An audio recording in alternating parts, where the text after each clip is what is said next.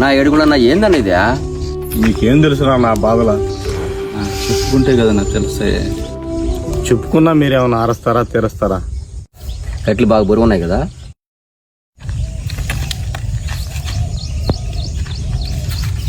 ఇప్పుడు బరువు తగ్గింది కదా. తగ్గిందిరా. బాధ కూడా అంతేరా, పంచుకుంటేనే తగ్గుతుంది.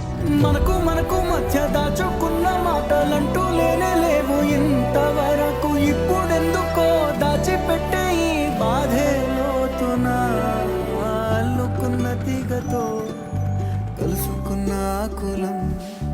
స్నేహమన్న మాటలో ముచ్చటైన ముగ్గురం